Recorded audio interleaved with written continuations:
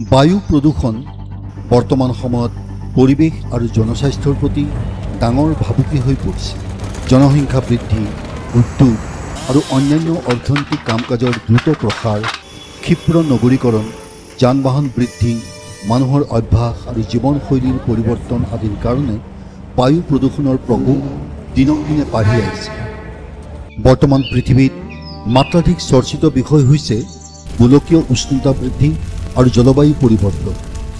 ইয়াৰ কাৰণ হ'ল পৰিৱেশ প্ৰদূষণ।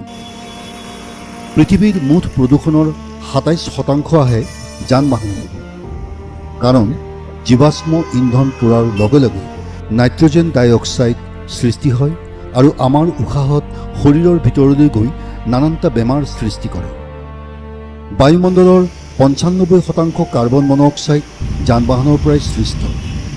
গতিকে বৰ্তমান সময়ত যান বাহনৰ ওপৰত কিছু নিয়ন্ত্ৰণ অনাটো জৰুৰী হৈ পৰিছে।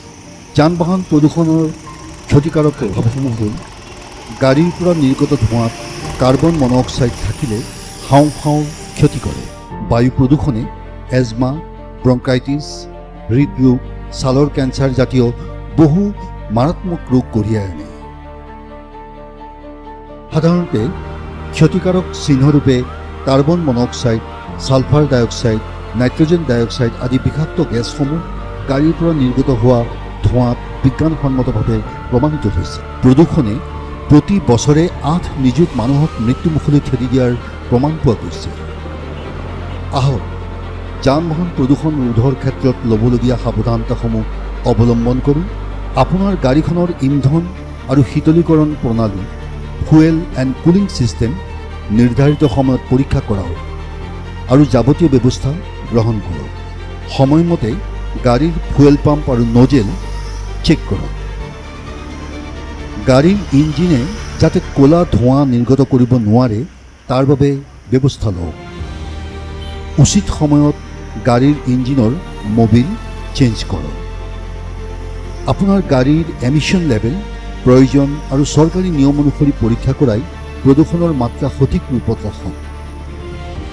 আপোনাৰ গাড়ী ছাৰ্ভিচিং কৰালে প্ৰশিক্ষণপ্ৰাপ্ত ছাৰ্ভিচিং ষ্টেচনতহে কৰাব। জীৱনৰ অন্তঃপৰা বাহন আৰু ৰাজহুৱা স্থানত পৰিত্যক্ত বাহনৰ যন্ত্ৰাংশই সৃষ্টি কৰা বায়ু প্ৰদূষণ ৰোধৰ ক্ষেত্ৰত এই অভিযান বিশেষ পদক্ষেপ। প্ৰদূষণ নিয়ন্ত্ৰণ কৰি সকলোৰে বাবে বসবাসৰ উপযোগী স্বাস্থ্যসন্মত পৰিৱেশ এটা গঢ়ি তোলাটো যেন বৰ্তমান সময়ৰ আহ্বান। সকলোৱে আমাৰ ভৱিষ্যত প্ৰজন্মৰ ৰক্ষাৰ বাবে গছ ৰুৱক।